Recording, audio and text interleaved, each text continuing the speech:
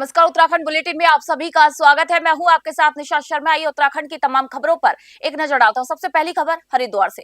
केंद्रीय बजट 2026 को लेकर उत्तराखंड के पूर्व मुख्यमंत्री और वरिष्ठ कांग्रेस नेता हरीश रावत ने कांग्रेस सरकार पर जोरदार हमला बोल दिया। हरिद्वार में मीडिया से बातचीत में उन्होंने बजट को आम आदमी विरोधी बता दिया। रावत ने कहा कि सरकार 2047 के विकसित भारत के सपने को दिखा रही है, जबकि जनता आज महंगाई, बेरोजगारी और आर्थिक संकट से जूझ रही है। उन्होंने आरोप लगाया कि बजट में न किसान, न मजदूर, न युवा और न ही महिलाओं के लिए कोई ठोस यहाँ पर प्रावधान है। छोटे व्यापारियों की अनदेखी कर सिर्फ बड़े उद्योगपतियों को यहाँ पर फायदा पहुंचाया गया है। हरिद्वार से तनवीर अली की रिपोर्ट आपको बता रहे हैं।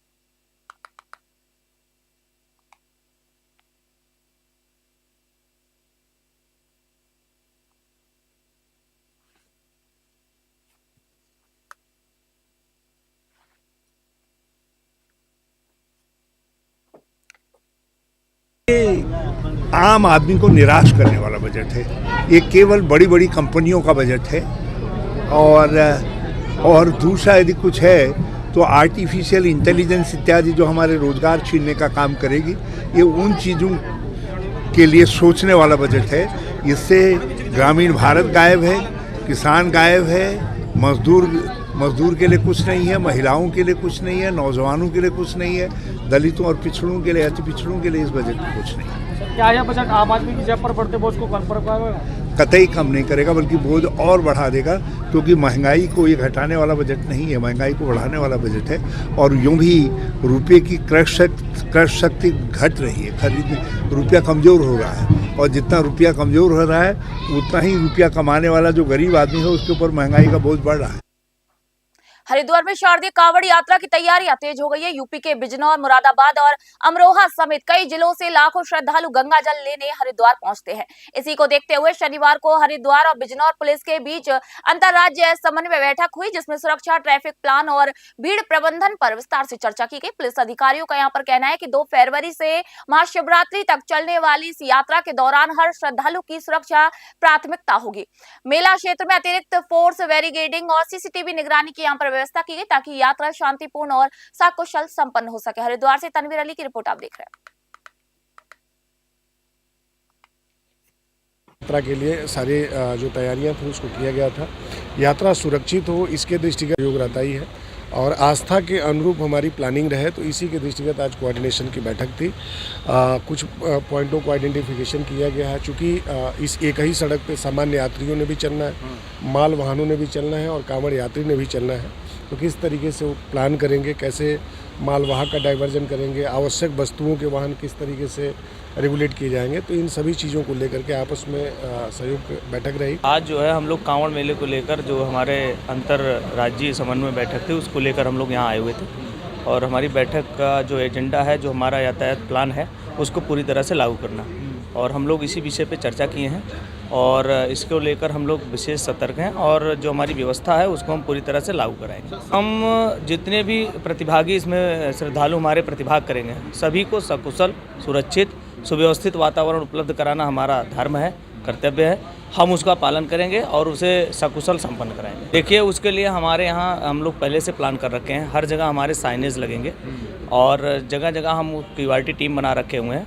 हर 3 से 4 किलोमीटर के रूट पे हमारी एक क्यूआरटी टीम होगी, हेल्थ की टीम होगी, और फर्स्ट एड से रिलेटेड सामान होगा, और भी जागरूकता से संबंधित जो चीज़ें हैं वो सब भी हम लोग कर रहे हैं। बट हमारा पूरा मकसद ये है कि जो भी चीज़ें हैं उसे सकुशल, शांतिपूर्ण ढंग से करें। खबर हरिद्वार से। रुड़की में श्री संत रविदास जयंती को शोभा यात्रा उस वक्त हिंसा में बदल गई जब दलित समाज के 2 पक्षों के बीच विवाद अचानक खूनी संघर्ष में बन गया। देखते ही देखते दोनों ओर से फायरिंग और पथराव शुरू हो गया, जिसमें कई लोग घायल हो गए। बवाल के दौरान एक व्यक्ति की यहां पर मौत की पुष्टि से इलाके में दहशत फैल गई। सूचना मिलते ही पुलिस प्रशासन मौके पर पहुंचा और भारी फोर्स यहां पर तैनात कर हालात को काबू में लिया गया। घायलों को अस्पताल भेजा गया। वहीं क्षेत्र में लगातार गश्त और निगरानी की यहां पर पुलिस ने अपनी बढ़ा दी है। हरिद्वार से तनवीर अली की रिपोर्ट आप देख रहे हैं। खबर उत्तरकाशी से। फरवरी माह की शुरुआत के साथ ही उत्तरकाशी के ऊंचाई वाले क्षेत्रों में मौसम ने एक बार फिर करवट बदल ली है। हर्षित हर्षिल और शीतकालीन प्रवास मुखबा समेत आसपास के इलाकों में रात भर जमकर बर्फबारी हुई, जिससे कि पूरी घाटी सफेद चादर से ढक गई। बर्फबारी का नजारा देखने के लिए पर्यटक बड़ी संख्या में पहुंच रहे हैं और प्राकृतिक सौंदर्य का आनंद ले रहे हैं। वहीं बर्फबारी का असर निचले इलाकों में भी देखने को मिल रहा है, जहां पर ठंड बढ़ गई है। प्रशासन ने यात्रियों को यहाँ पर सावधानी बरतने की भी सलाह दी है। उत्तरकाशी से सुमित कुमार की रिपोर्ट आपको बता रहे हैं।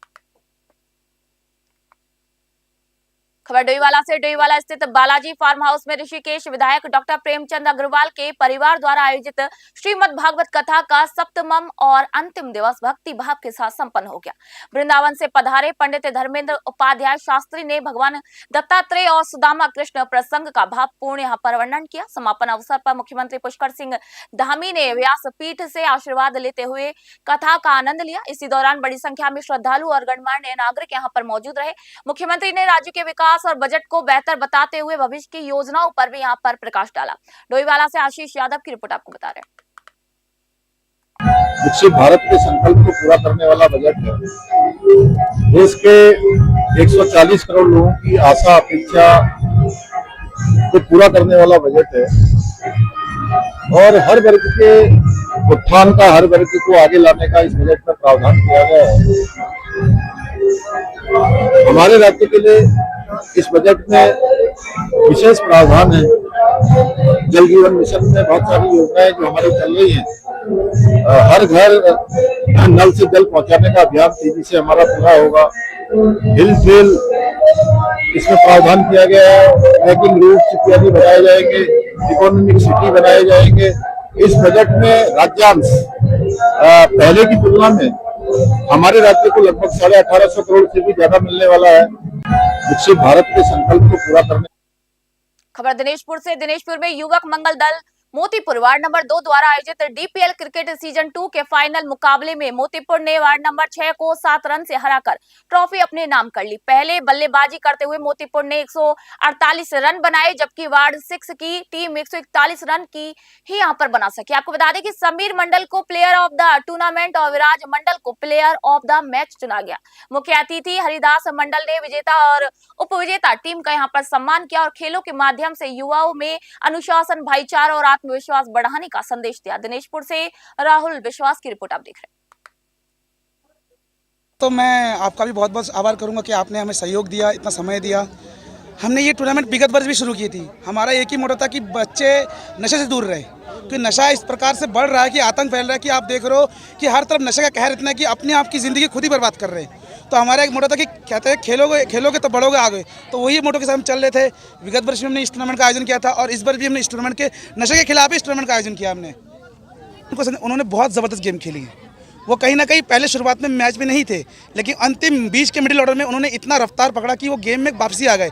लेकिन हमारा अंतिम ओवर कहीं ना कहीं निर्णायक जो वाइस कप्तान हमारे सागर है, उन्होंने ज़बरदस्त बॉलिंग की और 9 रन डिफेंड करना अंतिम ओवर में बहुत बड़ी बात होती है, वो भी इस ग्राउंड में कि जहाँ एक ओवर में 4 से छक्के लग रहे हैं। तो बहुत बहुत बधाई है मेरी टीम को भी और अंतिम ओवर करने वाले सागर को भी, और उनको तो बहुत बहुत शुभकामनाएं। खेल में हार जीत लगी रहती है, आज आप हारे कल हम हारेंगे, तो ये हार जीत लगी रहती है, उसमें कोई हताश नहीं होना।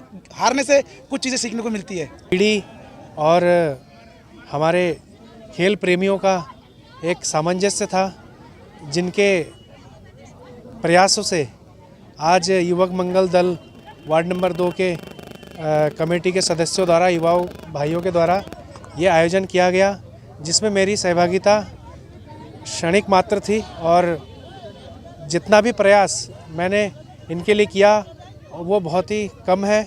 मैं ये चाहता हूँ कि और भी हमारे समाज में इस तरीके से खेल प्रतियोगिता को लेकर और भी आयोजन किया जाए, जिससे कि युवा पीढ़ी जो गलत चीज़ें हैं, जो गलत रास्तों में जा रही हैं, गलत बहकावे में, गलत आजकल जो सोशल मीडिया में हम देखते हैं, तो नशे के विरुद्ध जो आजकल लोग आंदोलन चला रहे हैं और जो एजेंडा चल रहा है कि उसको विरुद्ध इसको कैसे सुधारा जाए, उसके लिए खेल आयोजन समारोह एक बहुत अच्छा विकल्प है हमारे समाज के लिए, युवाओं के लिए। ऐसा आयोजन हमें बीच बीच में करना चाहिए, जिससे कि हमारे युवा साथी एक रुझान के साथ खेल को, प्रतिभा को आगे ले जाएं। खबर हरिद्वार से। हरिद्वार में राजाजी टाइगर रिजर्व के हाथीबाड़े में इन दिनों एक नन्हा हाथी वन विभाग और पार्क प्रशासन की आंख का तारा बना हुआ है। 18 जनवरी को श्यामपुर फॉरेस्ट रेंज में वन कर्मियों को असहाय अवस्था में मिला नवजात हाथी अब पूरी देखभाल के बाद स्वस्थ हो रहा है। उसे बोतल से दूध पिलाया जा रहा है और जरूरी दवाई भी यहाँ पर दी जा रही है। अधिकारी उसके सूंड की खोज में आपको बता दें कि जो वन अधिकारी हैं वो उसके झुंड की खोज में लगे हुए हैं ताकि शावक जो है वो नर्सिंग वातावरण में वापस लौट सके। हरिद्वार से तनवीर अली की रिपोर्ट आप देख रहे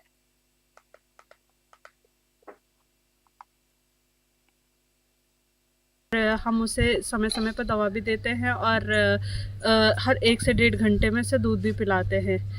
इसके साथ ही वह खेल कूद भी अच्छे से कर रहा है, एक्टिविटीज़ भी अच्छी देखने को मिल रही हैं और उसका समय समय से पूरा एग्जामिन भी किया जा रहा है, ध्यान भी रखा जा रहा है, जिससे कि उसकी स्थिति में पहले से काफ़ी सुधार देखने को मिला है। तो ये ऐसी अवस्था में था कि ये बिल्कुल उठने से बिल्कुल लाचार हो चुका था, चल नहीं पा रहा था।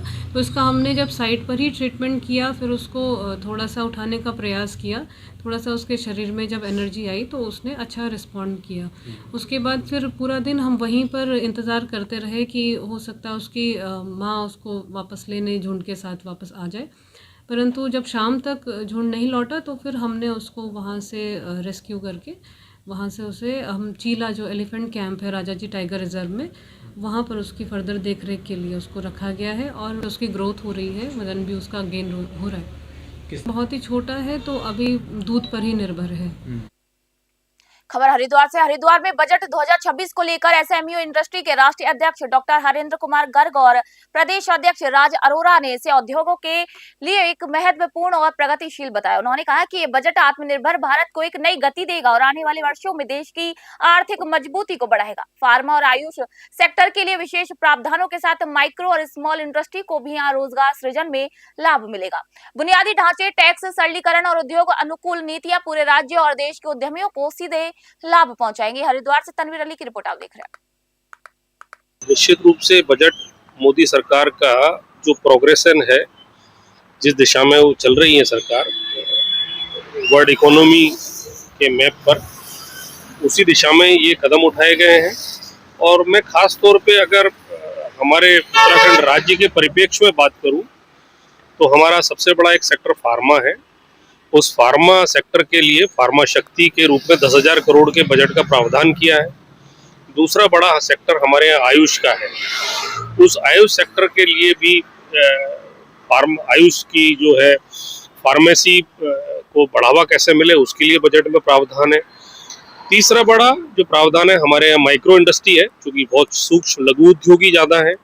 देखिए, ये जो बजट अभी सरकार द्वारा प्रस्तुत किया गया है, ये सरकार का जो विजन है 2047 में विकसित भारत, उसको ध्यान में रखकर ये बजट प्रस्तुत किया गया है। इस बजट में जो शॉर्ट टर्म की लोक लुभावन योजनाएं होती हैं बजट की, वो नहीं है, और जो दीर्घकालीन जो एडवांटेज हो सकते हैं, लाभ हो सकते हैं इंडस्ट्रीज़ के लिए और इस विकसित भारत के लिए, उन्हीं प्रावधान को इसमें उस ध्यान में रख के किया गया है। इंडस्ट्रीज़ के बिहाफ पर मैं बात करूं तो एमएसएमई को प्रमोट करने के लिए सरकार ने इसमें 10,000 करोड़ रुपए का प्रोविज़न रखा है और एक एडिशनल 2,000 करोड़ रुपए का टॉपअप जो 2021 में सरकार ने डिक्लेयर किया था, जो ऑलमोस्ट ख़त्म हो गया था, तो उसको भी 2,000 करोड़ से वो टॉपअप किया है। इसके अलावा रक्षा क्षेत्र में भी मैन्युफैक्चरिंग पर और एक्सपोर्ट्स पर उसको बढ़ाने के लिए सरकार ने इसमें अच्छा प्रोविज़न रखा है। इंफ्रास्ट्रक्चर पर, फ्रेट कॉरिडोर बनाने पर, रेलवे कॉरिडोर बनाने पर और वाटर कॉरिडोर, जल मार्गों को भी का भी कॉरिडोर बनाने के लिए इसमें इस बार ये प्रोविज़न रखा गया है। हाल ही में यूएस द्वारा लगाए गए सैंक्शन बोलिए और जो टैरिफ लगाया गया था, उसको काउंटर करने की भी इसमें कोशिश की गई है और एक्सपोर्ट्स प्रमोशन पर खास ध्यान रखा गया है। निश्चित रूप से बजट मोदी सरकार का जो प्रोग्रेशन है, जिस दिशा में वो चल रही है सरकार वर्ल्ड इकोनॉमी के मैप खबर हरिद्वार से। मुख्यमंत्री के निर्देश पर हरिद्वार वासियों की समस्याओं के त्वरित समाधान के लिए जिला प्रशासन ने जन सुनवाई कार्यक्रम आयोजित किया। और आपको बता दें कि मुख्य विकास अधिकारी डॉक्टर ललित नारायण मिश्रा की अध्यक्षता में जिला कार्यालय सभागार में हुई इस जन सुनवाई में बड़ी संख्या में फरियादी भी पहुंचे। कुल 51 से अधिक शिकायतें यहां पर दर्ज की गई, जिनमें से 28 का मौके पर ही निस्तारण किया गया। भूमि, पैमाइश, नाला निकासी, जल भराव, गंदगी, सड़क, बिजली और पेयजल जैसी समस्याओं पर यहां तुरंत कार्रवाई की गई। मुख्य विकास अधिकारी ने सभी विभागों को समयबद्ध और प्रभावी निस्तारण के यहां पर निर्देश भी दिए। हरिद्वार से तनवीर अली की रिपोर्ट आप देख रहे हैं। आज 51 शिकायतें जन सुनवाई में प्राप्त हुई हैं, जिसमें से 28 शिकायतों का मौके पर निस्तारण किया गया है। शेष शिकायतों को संबंधित विभागों को परीक्षण करने या आवश्यक कार्रवाई करने के लिए संदर्भित किया।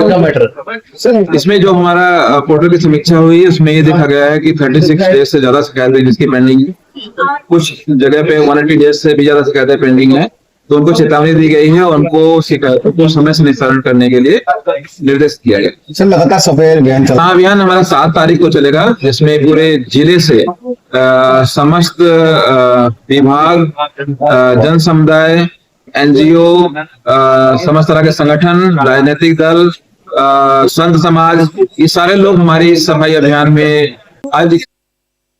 हरिद्वार में भोजन माताओं ने अपने मानदेय में वृद्धि की मांग को लेकर जिलाधिकारी कार्यालय परिसर में विरोध प्रदर्शन किया। बड़ी संख्या में जुटी महिलाओं ने सरकार के खिलाफ यहां पर नारेबाजी करते हुए अपनी समस्याओं से प्रशासन को अवगत कराया। उनका कहना था कि महंगाई के बीच इतने कम वेतन में परिवार का भरण पोषण करना कितना मुश्किल हो गया है। उन्होंने तत्काल वेतन वृद्धि, समय पर भुगतान और सामाजिक सुरक्षा की यहाँ पर मांग की। प्रशासन ने आश्वासन दिया कि उनकी समस्याओं को शासन तक भेजा जाएगा और उचित कार्रवाई यहाँ पर सुनिश्चित की जाएगी। हरिद्वार से तनवीर अली की रिपोर्ट आप देख रहे हैं।